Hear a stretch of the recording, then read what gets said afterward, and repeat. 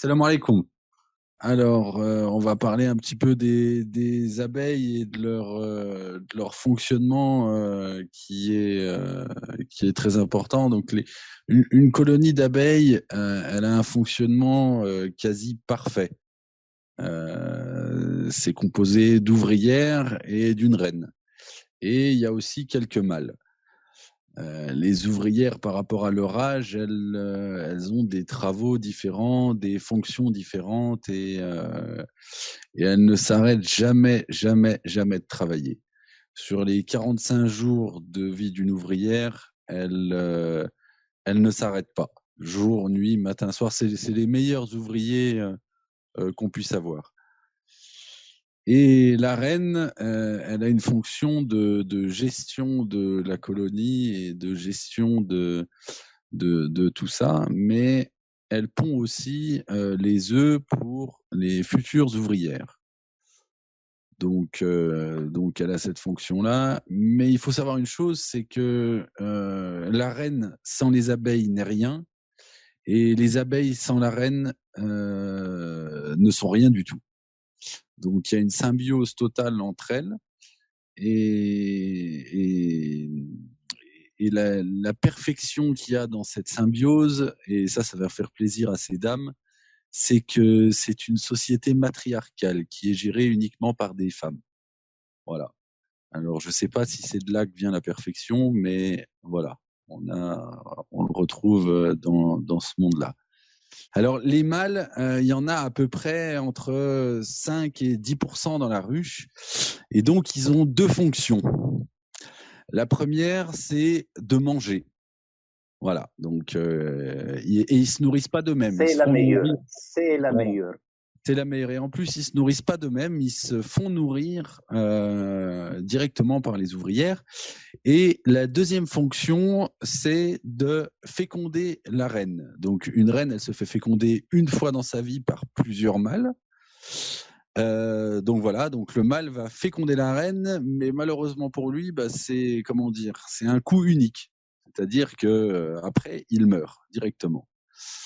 Donc voilà, il fait pas bon d'être un mâle dans une ruche, quoi.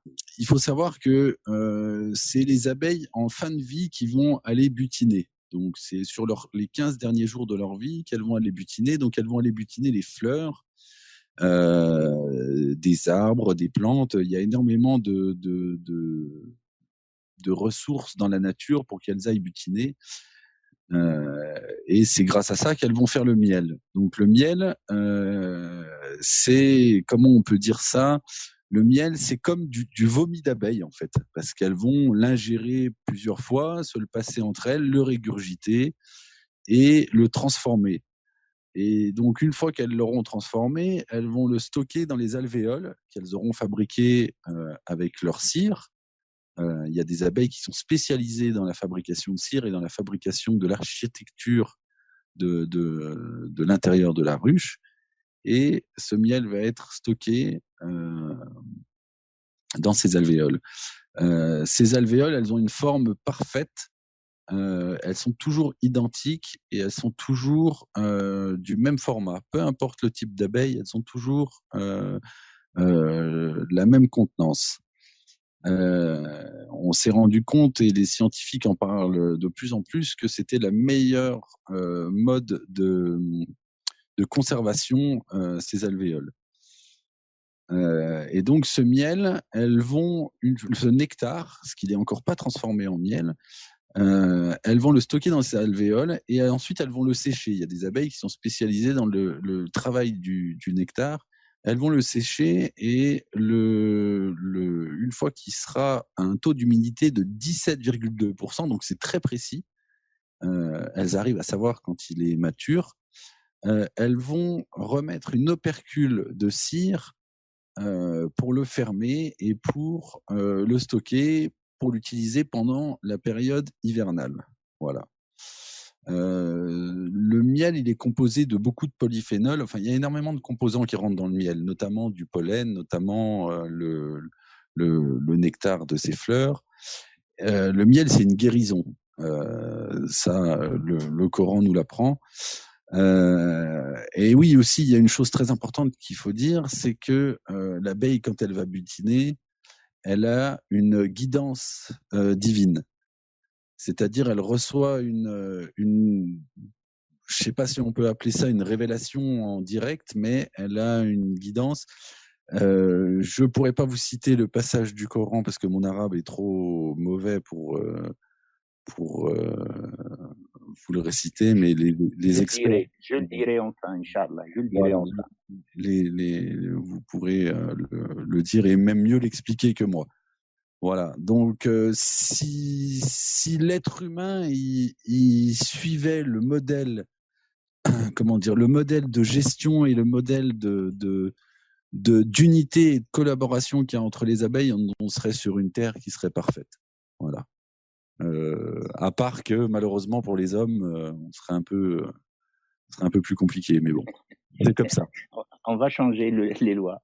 Voilà, on pourra changer quelques lois si on adapte leur mode de fonctionnement.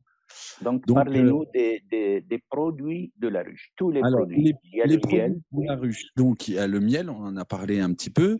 Ensuite, il y a la propolis. Donc la propolis, c'est une résine qu'elles vont récolter sur les bourgeons de beaucoup de plantes et surtout d'arbres. Et donc la propolis, elle a plusieurs fonctions dans la ruche. Elles vont s'en servir pour colmater les trous qu'il y aurait dans la ruche, les fissures, pour pas qu'il y ait de courant d'air, pour qu'il y ait une hygrométrie parfaite, toujours maîtrisée, et une température toujours maîtrisée dans la ruche. Cette propolis, elle a une vertu antibactérienne et antiseptique qui est exceptionnelle.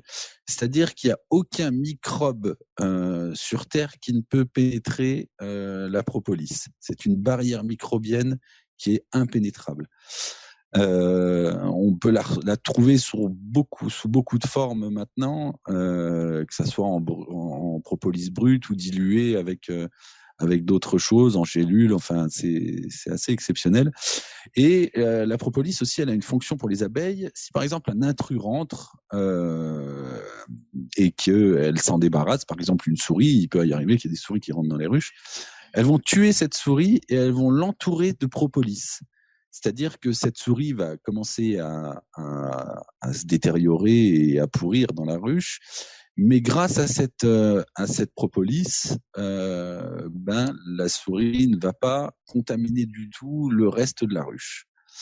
Donc voilà pour la propolis. Ensuite, il y a le pollen. Donc le pollen, il faut savoir que le miel et le pollen, c'est la principale source de nourriture des abeilles. C'est grâce à ça qu'elles se nourrissent. Le pollen en tant que protéine et le miel en tant que glucide. Voilà, donc ce pollen, il est récolté sous différentes fleurs. Il peut avoir beaucoup de couleurs différentes. On peut trouver une fleur complètement blanche avec du pollen noir. C'est vraiment très très différent. Il faut savoir que l'abeille aussi, elle a une fonction qui est très importante, c'est la pollinisation. La pollinisation, c'est ce qui fait qu'une fleur mâle soit fécondée, qu'une fleur femelle soit fécondée avec le pollen qui vient d'une fleur mâle. Voilà, je ne sais pas si je me suis bien exprimé, si c'est compréhensible. Donc voilà. Et c'est ça qui va créer un fruit ou un légume. C'est cette pollinisation-là qui va donner la poursuite de la vie d'un arbre ou d'un légume.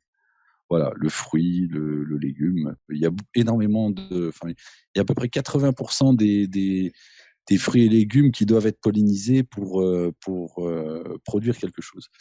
Donc voilà, il y a ce pollen. Et ensuite, il y a un produit qui est la gelée royale. Donc ça demande à l'apiculteur, pour pouvoir être récolté, des ruches spécifiques, un mode de fonctionnement spécifique. Et on pourrait dire que c'est un métier à part entière, parce que ça demande d'être très précis au niveau du temps. Et voilà, donc cette gelée royale, elle est produite en simulant l'orphelinage de la ruche. L'orphelinage, c'est-à-dire que c'est le moment où il n'y a plus de reine dans la ruche. Donc, à partir de là, on va insérer des larves dans cette ruche-là, et à partir de ces larves-là, elles vont élever des reines. Donc, on fait ça en grande quantité, et donc, quand elles vont élever des reines, elles vont nourrir ces reines-là avec la gelée royale. La gelée royale, c'est un fortifiant et comment dire, je trouve plus mes mots. Je pense que Edia, elle pourra vous en dire plus à ce sujet-là, sur les propriétés exactes qu'il y a sur le corps humain, mais moi, je vous explique uniquement comment elle est produite. Et donc, cette gelée royale, ensuite, elle est récoltée et elle subit pas de transformation. Voilà. Donc, elle est récoltée, elle peut être consommée directement. Donc voilà, je pense que j'oublie rien sur les produits de la ruche. Ah oui, dans la ruche, la puissance de la gelée royale, elle se voit quand, par exemple, une reine est élevée. Une reine va recevoir 6 jours de gelée royale, alors qu'une ouvrière va en recevoir 3 jours. Une ouvrière vit 45 jours. Voilà, donc ça sera la nourriture de l'ouvrière au début du stade larvaire. Elle va consommer 3 jours de gelée royale, et une reine va consommer 6 jours, donc, et les 3 jours de différence font que la reine, déjà, elle va à peu près doubler en taille, et elle peut vivre entre 3 et 5 ans. Voilà. Donc, on peut voir que la gelée royale, elle a un impact directement sur la longévité du métabolisme et sur la puissance grandissante de la reine. Il y a une seule contre-indication à ne pas manger de la gelée royale, c'est si on a un cancer, parce que c'est un développement cellulaire exceptionnel. Donc voilà, c'est la seule contre-indication quand on a un cancer. Voilà. Ensuite, qu'est-ce qu'on peut dire d'autre? Ah oui, on peut parler de la cire. La cire aussi, très importante, elle peut servir à énormément de choses, notamment dans les cosmétiques, notamment dans les baumes, notamment dans les bougies aussi.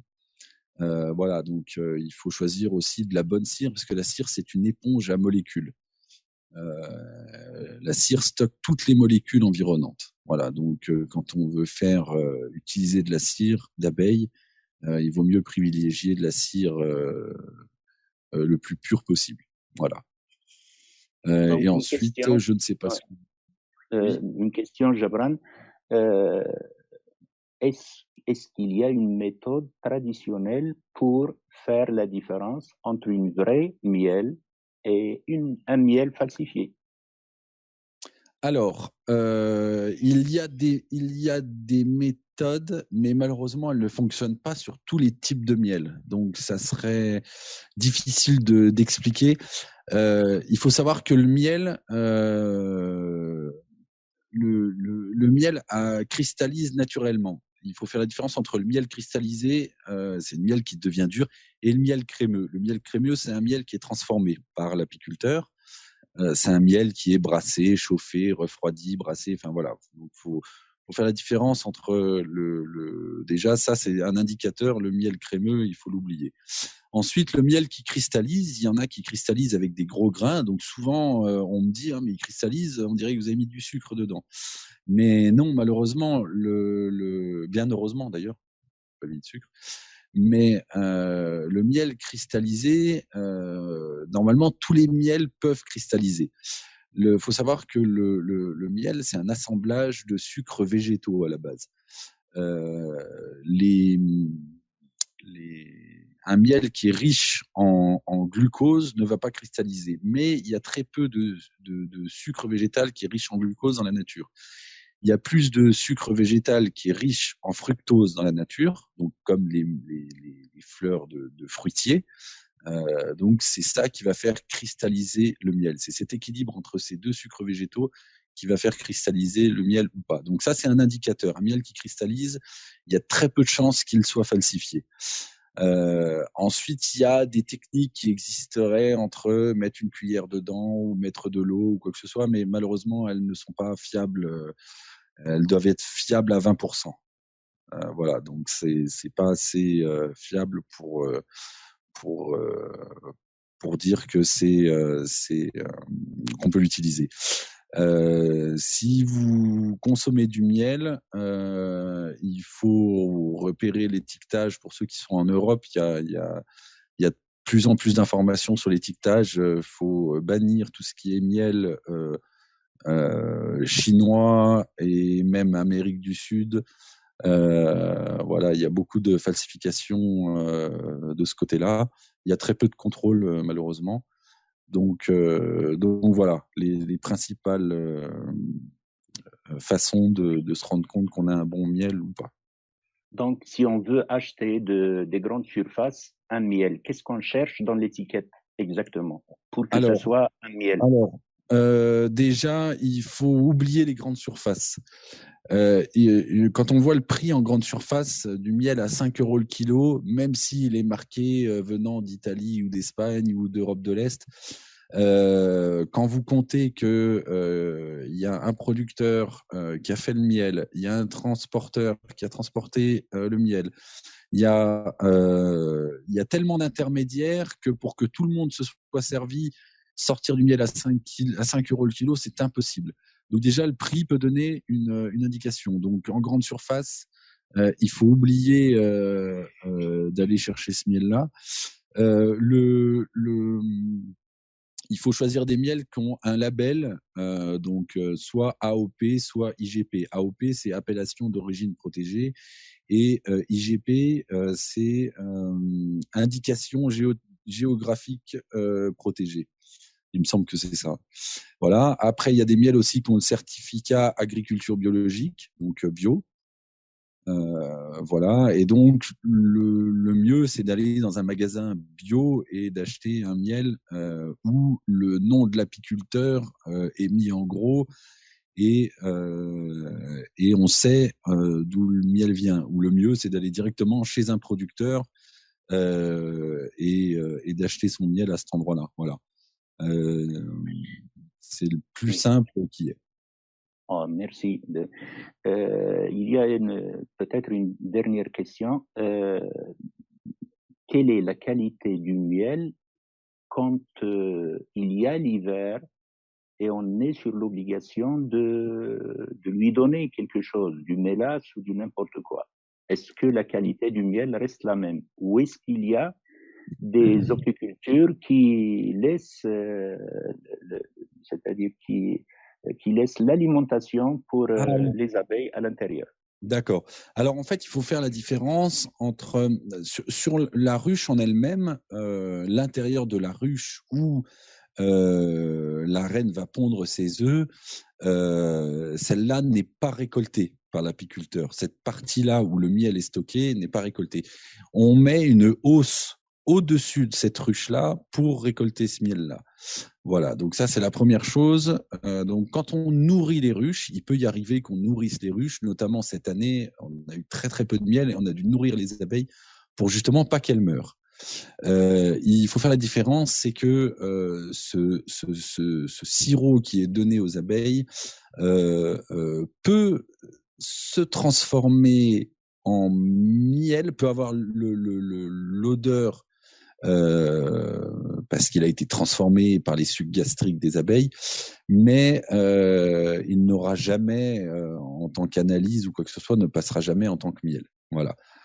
Par contre, il faut pas, comment dire, un apiculteur qui se respecte normalement ne peut pas nourrir ses abeilles en même temps qu'il produit. C'est impossible.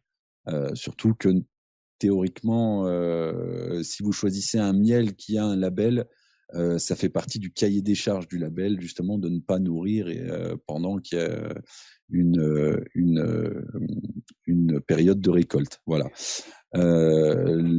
Beaucoup d'apiculteurs aussi maintenant laissent la dernière récolte aux abeilles parce que elles passent beaucoup mieux l'hiver sur leur miel en consommant leur miel qu'en consommant d'autres aliments qu'on aurait pu leur donner. Voilà, donc il faut savoir que la survie de l'abeille passe avant la production de miel pour, on va dire, pour 85% des apiculteurs. Voilà.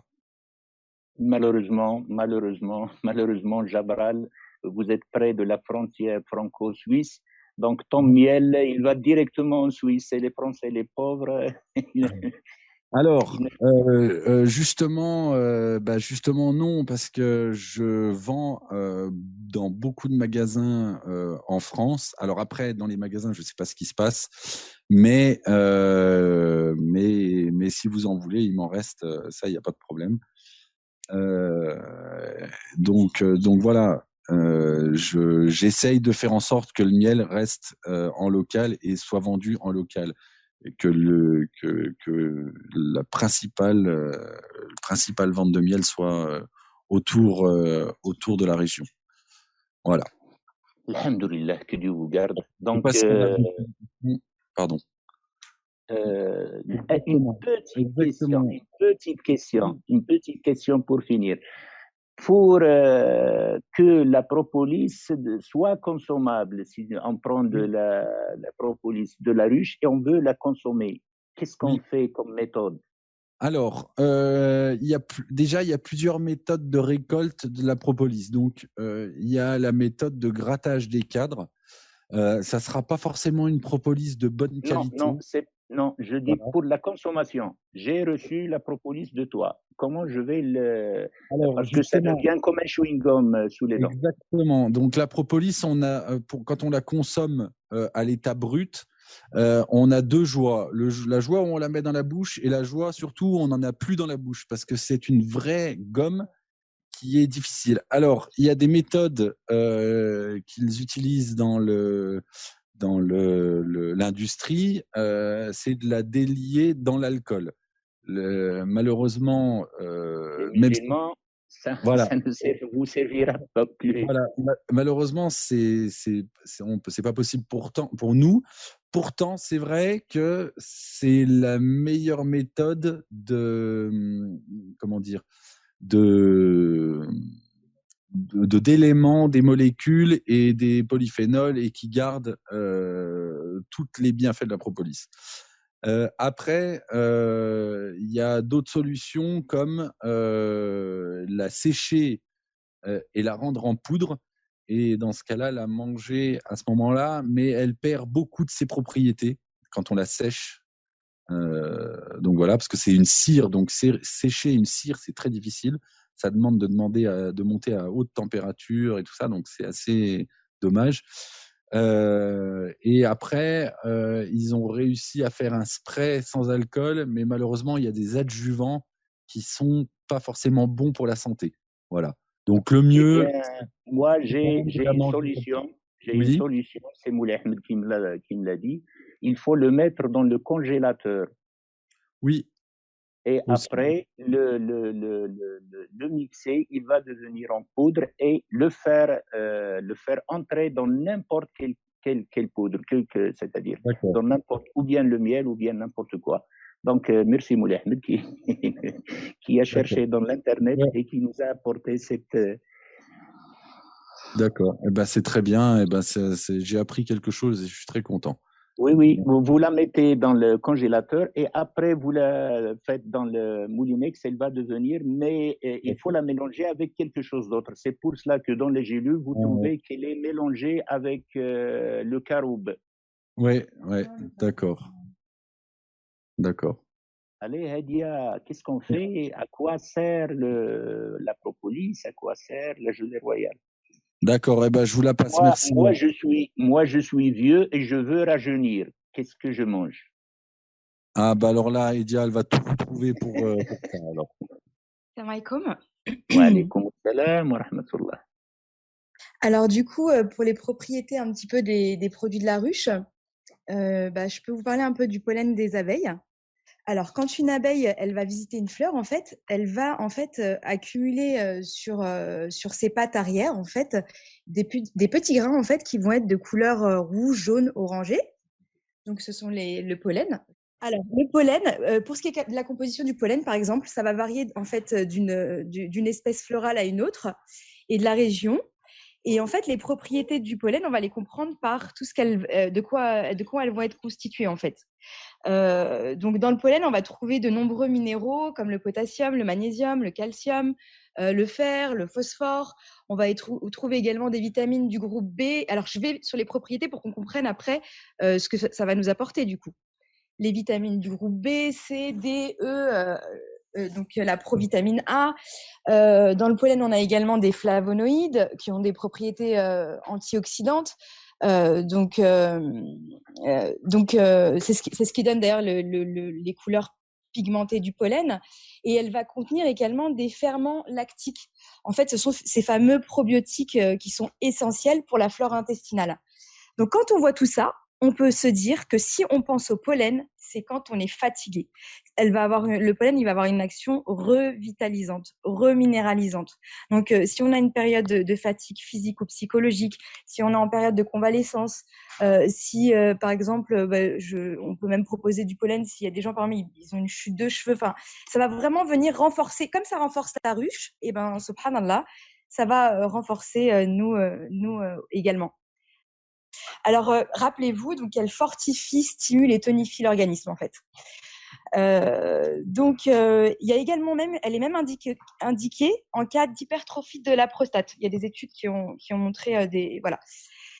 Comment on va l'utiliser ? Eh bien, elle va être préconisée sous forme de cure. Donc, on peut la prendre par exemple, faire une cure en fait au printemps ou en automne, d'environ à peu près 6 semaines. Donc à raison d'une grosse cuillère à soupe pour un adulte, par exemple. Et pour un enfant, ça va plutôt être une cuillère à café. On peut Par également 24 heures. Par 24 heures. Par 24 heures égales. Oui, exactement. Comment on peut le consommer en fait également quotidiennement, parce que faire des cures c'est bien, mais on peut aussi également l'ajouter dans une routine, on va dire une routine santé. On peut en saupoudrer dans une salade ou mettre dans une compote, un yaourt ou dans un smoothie ou avec du miel. Bon, après, ça a un goût assez fort, mais bon, on peut s'habituer et voilà, c'est. Avant de l'avaler, ce qui est important, c'est qu'il ne faut pas oublier de bien mastiquer pour favoriser sa biodisponibilité. Donc, je vais vous parler de la notion de biodisponibilité. C'est pas ce qu'on a dans la bouche qui va finir dans la cellule. Ça veut dire il faut faire des choses avant. Il y a des réactions métaboliques, mais également le fait de mastiquer, ça va favoriser à ce que le corps puisse utiliser au mieux les nutriments qu'il y a dans le pollen. Comment bien la choisir ? Alors là, c'est super important. Et là, je parle pour tous les produits de la ruche.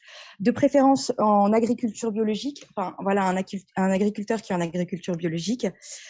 Pour éviter que dans le pollen, on retrouve des résidus de pesticides.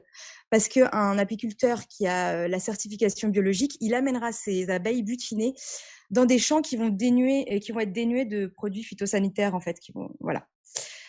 Le pollen, il existe sous différentes formes. Donc, on a la forme fraîche. Dans ces cas-là, en fait, elle est congelée juste après la récolte. Et sous cette forme-là, on a encore les ferments lactiques. Donc, on a encore le côté probiotique. Et ça, c'est important. Par contre, sous forme sèche, donc déshydratée, donc à l'aide d'une ventilation chaude à environ 40 degrés, dans ces cas-là, on va perdre les vertus, donc tout ce qui va être ferment lactique. Donc, préférez bien évidemment la forme fraîche. Voilà, je pense que je vous ai parlé du pollen. Pour tout ce qui est... alors là, je vais aller plus rapidement pour les autres. Le miel, en fait, alors on sait tous qu'il a une action antiseptique, cicatrisante, anti-inflammatoire. Donc ça va être bien pour si on est malade en hiver, on a mal à la gorge, donc ça peut être une bonne base à prendre. Et pas le chauffer très fort dans la tisane, par exemple, parce qu'on va perdre les propriétés nutritionnelles et intéressantes du miel, donc éviter de trop chauffer le miel. Pour traiter les plaies, les brûlures, si on a une brûlure, on a une inflammation, donc voilà, ça peut être intéressant parce qu'il va avoir une action cicatrisante. Il va d'une part empêcher le développement des bactéries et il va aider également à régénérer les tissus. Je vous donne un exemple, de plus en plus d'hôpitaux, en fait, ils vont utiliser pour des personnes qui ont eu des gros problèmes de cicatrisation, des crèmes à base de miel, subhanallah. ou du miel, du miel directement. Et donc ça, c'est de plus en plus développé. Et en tout cas, c'est un produit qu'on peut utiliser. On peut également faire infuser des plantes à l'intérieur du miel et avoir du coup,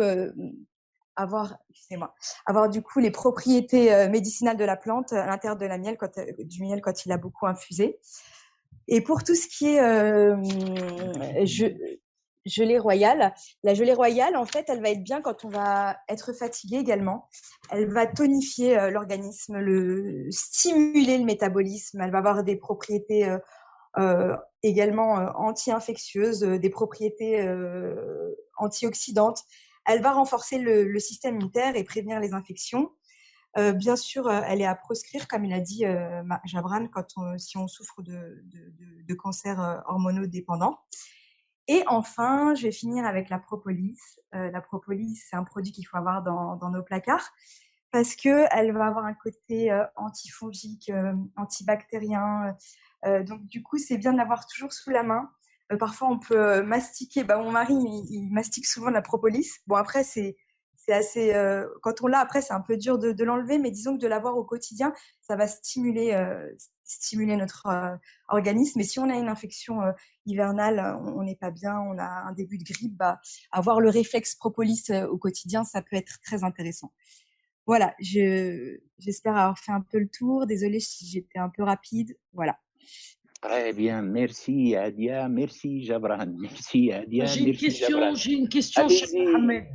Allez-y, les questionneurs, allez-y. Voilà, j'ai une seule question qui est simple à répondre, je pense, à Adia et Jabran, c'est que j'ai entendu dire, et je ne sais pas si c'est vrai, si le miel devait se consommer seul et non pas associé à un aliment, par exemple le pain, parce qu'il se transformerait alors dans ce cas en poison. Est-ce que c'est vrai ou est-ce que c'est n'importe quoi? Celui qui a dit ça, c'est un menteur, c'est un charlatan, c'est un monstre. D'accord. Je continue. Il y a une ayat très complète qui est venue dans le Coran. Allah subhanahu wa ta'ala, il dit وَأَوْحَى رَبُّكَ إِلَى النَّحْلِ أَنِ اتَّخِذِي مِنَ الْجِبَالِ بُيُوتًا وَمِنَ الشَّجَرِ وَمِمَّا يَعْرِشُونَ فكلي من الثمرات واسلكي سبل ربك ذللا يخرج من بطونها شفاء مختلف ألوانه شراب مختلف ألوانه فيه شفاء للناس. La ayah, elle est à votre portée, vous pouvez chercher la traduction. Mais ce qui est important dans ça, Dieu a dit c'est une boisson, c'est pas un aliment. Et il faut compter sur la parole que Dieu a dit. Donc, il a dit une boisson. Donc, si on parle du miel, on parle d'une boisson. Si on veut que ça soit pour la guérison. Il y a une fois que quelqu'un est venu voir le prophète sallallahu alayhi wa sallam, il lui a dit mon frère, il est malade. Il a une maladie dans l'estomac, donc c'est le système digestif. Il lui a dit, donnez-le du miel. Il est venu demain. Il lui a dit, je lui ai donné du miel et ça continue. Il lui a dit, donnez-le du miel. Il est venu le deuxième jour, il lui a dit, je lui ai donné du miel et ça continue. Il est venu le troisième, et il lui a dit, donne-lui du miel. Il est venu le troisième jour. Il lui a dit, je continue à lui donner du miel et ça continue toujours. Le prophète sallallahu alayhi wa sallam, il a dit, le ventre de ton frère a tort et le miel a raison. Et il est venu le quatrième jour, il lui a dit, alhamdulillah, il est guéri complètement. Ce que j'ai à ajouter à Jabran et à Adia et à tout le monde, j'ai cherché dans les sortes de guérison dans le Coran. J'ai trouvé 6 sortes de guérisons. Ce sont les guérisons qui se trouvent dans le mot Ash-Shafi, donc le guérisseur. Le guérisseur ou avec ses propriétés, donc ceux qui guérissent. Elle est venue dans le Coran 6 fois, donc à chaque fois, elle représente une sorte de maladie. Ce n'est pas une maladie comme dit par exemple la maladie externe ou interne, non, on parle des maladies grosso modo, des maladies que peut-être on ne sent rien dans le corps, mais il y a des choses dans l'interne. J'ai parlé largement ça sur le livre la médecine islamique, et cela fait partie, cette aya du miel fait partie, cette aya spécialisée fait partie pour la guérison de tout le monde, qu'ils soient des gens croyants ou non croyants. Il y a une guérison dans le miel. Souligné fihi shifa'un linnas. Donc il y a dans cette boisson, c'est pas une alimentation, dans cette boisson qui est le miel, il y a la guérison de tout le monde, de toutes les personnes, qu'ils soient des croyants et des non-croyants. Il y en a d'autres guérisons donc il y en a 6, dans les 5 qui restent, ce sont spécialement pour les croyants. Qu'est-ce que ça veut dire cette aya exactement? Et je parle surtout à Jabran et à Hadia et à tout le monde. Dieu nous décrit parce qu'il a commencé la aya par wa awha rabbuka ila an-nahl. Donc les abeilles ne sont pas allées d'elles-mêmes et ils ont trouvé cette civilisation et ils ont trouvé cette application et ils ont trouvé ce mode de chercher ce pollen dans les places où ils sont privilégiés, dans la nature, dans les fleurs et ainsi de suite. Ce n'est pas de même que cela est venu. Dieu, il dit wa awha. Donc, al-wahi, le Coran est un wahi. Comment on peut appeler wahi, Karim? Révélation. Donc, c'est une révélation qui a été de Dieu aux abeilles pour faire un médicament pour tous les humains. Donc, on comprend la chose comme ça. Si on savait, et je dis ça grandement, et je dis ça avec d'une haute voix, si on savait comment l'abeille fait pour faire ce miel, eh bien, tous les laboratoires du monde, s'ils ont suivi le même chemin, ils auront trouvé toutes les guérisons de toutes les maladies du monde. C'est grave ce que je suis en train de dire, mais c'est ça la réalité, c'est ça la vérité, parce que c'est cité dans l'intérieur de la façon que l'abeille fait ce qu'elle est en train de faire. Donc, si les spécialistes ont suivi cette façon, pour le pollen, maintenant nous avons le pollen, mais on nous dit qu'il vient de la Chine. Il vient de la Chine et ce sont les gens qui sont dans les fleurs et ils ramassent le pollen. Donc, s'ils ramassent le pollen de cette façon, et il y en a dans les... ils en voient beaucoup, même chez vous, je crois que cela existe. Donc, tous les pollens qui se vendent ne sont pas des pollens bio, ce sont des pollens qui viennent de la Chine. Et s'ils viennent de la Chine, c'est que ce sont les gens qui ont des techniques spécialisées pour enlever le pollen des fleurs. Donc, si on fait ça, et on le fait pour des besoins médicinaux, et on suit la technique que Dieu a révélée à l'abeille, on va en fin de tout trouver le médicament, le vrai médicament de n'importe quelle maladie. Et qu'on ne soit pas traîné devant les médecins à chaque fois, mais quand on a une maladie, on fait. Ça, c'est une chose. J'ajoute une autre petite chose.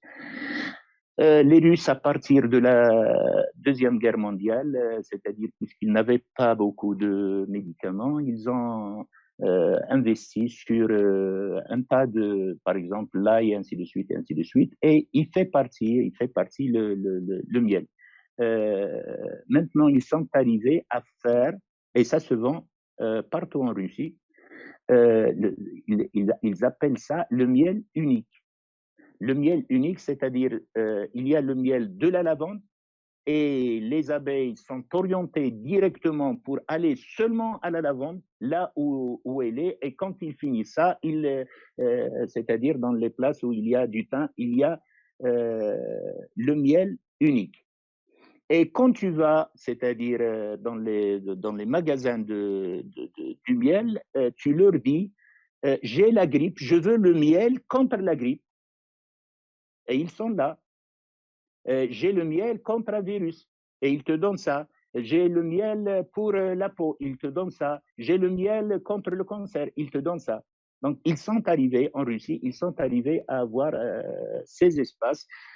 Et ils sont arrivés à orienter, je dis ça à Jabran, à orienter les abeilles, parce que les premières abeilles qui sortent, ce sont eux qui vont orienter avec leurs danses et ainsi de suite, les abeilles qui vont dans la deuxième étape ou la troisième étape pendant toute la journée. Donc, ils ont des techniques spéciales pour leur poser la fleur à rechercher, et tous les abeilles ne vont apporter que cette fleur. Jabran, est-ce que vous avez quelque chose à ajouter sur ça? Oui, bien sûr. Alors, j'ai quelque chose à rajouter. En fait, sur les différents types de miel, il y a des miels comme on appelle monofloral, comme vous avez dit, le miel de thym, le miel de lavande, quoi que ce soit, et le miel polyfloral. Le miel polyfloral, on a juste mis les ruches dans un endroit et elles sont allées chercher aux alentours les premières choses qu'elles trouvaient et c'est mélangé et tout ça. Mais le mélange des fois peut être exceptionnel aussi. Et le miel monofloral, il est obtenu en mettant les ruches près d'une culture. C'est souvent une culture qui est en fleurs. Voilà, faut savoir que quand il y a une floraison, les abeilles sont automatiquement attirées sur cette floraison. Elles vont aller au plus simple, au plus rapide et au plus abondant pour en récolter le maximum. Et c'est là qu'on peut faire la différence. C'est tout de suite, dès que la floraison est terminée, on récolte les hausses qu'on a mis au-dessus de la ruche. Et c'est là que l'on sait qu'elles sont allées que sur ce type de fleurs. Ensuite, par rapport à la danse des abeilles, et ça, comment dire, ça vient, je vais pas dire confirmer le Coran, parce que le Coran, il n'a pas besoin d'être confirmé, mais ça vient expliquer ce que dit le Coran et ce que beaucoup de scientifiques ont trouvé et n'ont pas su expliquer. Une abeille va partir butiner. Donc une abeille, en général, on le dit elle peut aller jusqu'à 3 km pour butiner. Dans la théorie, elles vont plus à 1,5 km, 2 km. Donc imaginez une petite abeille qui fait 7 mm, qui va aller à 1,5 km, donc c'est déjà énorme hein, par rapport à sa taille. Elle va aller à 1,5 km, elle va trouver une fleur à butiner. Elle va la butiner, elle va récolter le nectar, et ensuite elle va retourner dans la ruche et elle va dire aux autres, en faisant des 8 avec son corps, donc elle met l'infini, enfin, comment dire, elle fait un geste infini, on va dire, elle fait des 8 en oscillant son corps, et par rapport à ça, elle va dire aux autres, à tel endroit, au millimètre près, allez-y, il y a une fleur à butiner, elle a ce goût-là, elle a cette odeur-là, allez-y. Et en mettant des puces sur les abeilles, les scientifiques ont réussi à voir que les autres abeilles trouvaient la fleur au millimètre près. Donc même la NASA n'a pas un GPS aussi précis que ça. Personne n'a ça en fait dans le monde. Les scientifiques sont un peu bouche bée par rapport à ce langage-là parce que ils n'ont pas réussi à comprendre et à déchiffrer ce langage-là pour l'instant. Voilà. Alhamdulillah. Alhamdulillah. Vous avez enrichi notre séance. Est-ce que vous avez des questions à poser? Tout le monde, est-ce que vous avez des questions à poser? Mais moi, j'aimerais juste préciser que, étant enfant, les parents, ils mettaient beaucoup de miel dans le lait quand on était malade, du lait chauffé un tout petit peu avec du miel, et ça fortifiait. Donc, c'est le souvenir que j'ai au niveau du médicament. Voilà, c'était juste pour vous dire ça. Oui, c'est vrai. C'est vrai. Moi aussi, je l'ai fait à petite quantité, et quand il y a des plaies à l'intérieur, donc à l'intérieur de l'estomac, à l'intérieur des intestins, à l'intérieur du côlon. Et ça, c'est une médecine russe. Donc, boire, c'est-à-dire le faire avec de l'eau, du lait, n'importe comment, mais avalez-le 2 heures avant le manger ou 3 heures après avoir mangé, c'est-à-dire quand l'estomac est vide. Comme ça, c'est-à-dire que ce liquide, il va toucher toute la paroi interne de l'estomac et tout l'intestin et tout le côlon. Et c'est vrai que si vous touchez la main dans la cuisine avec quelque chose, vous faites de l'alcool pour désinfecter, mais essayez de faire le miel et vous allez trouver qu'il est très bénéfique et meilleur que tout alcool qui existe. Oui, une petite précision aussi, pour le miel, comment dire? Un très bon diluant du miel, c'est l'huile d'olive. Le mariage entre les 2 a une action, pour le corps, qui est très, très bénéfique, le miel et l'huile d'olive, et il faut le chauffer un petit peu pour que ça devienne homogène. Par contre, quand vous chauffez du miel, ne surtout pas dépasser, les 35 degrés, sinon il perd à peu près 70 de ses propriétés. Donc voilà. On dit que aussi la piqûre de l'abeille est une guérison et que certains s'en servent Oui, pour faire la hijama. Est-ce que vous connaissez des choses? oui, il y a des piqûres de pyjama. La piqûre de l'abeille, elle enlève la fièvre dans 1 minute. Et il y en a des spécialistes qui sont penchés sur les piqûres des abeilles. Eh bien, les piqûres des abeilles sont très, très, très, très bénéfiques. Exactement. Les Japonais sont très forts là-dedans, ils sont les précurseurs. Ils arrivent à soigner énormément de maladies avec les piqûres en piquant à certains points de notre corps, au même titre que l'acupuncture, parce que le venin d'abeille fait réagir. Alors ça, c'est Edia qui vous dira exactement comment ça réagit. Mais je sais que ça guérit des rhumatismes, des douleurs musculaires et beaucoup d'autres choses qui pourraient toucher notre corps. يلا الحمد لله cette nuit a été très riche. سبحانك اللهم وبحمدك نشهد أن لا إله إلا أنت نستغفرك ونتوب إليك. عملنا سوءا وظلمنا أنفسنا فاغفر لنا فإنه لا يغفر الذنوب إلا أنت. سبحان ربك رب العزة عما يصفون وسلام على المرسلين والحمد لله رب العالمين.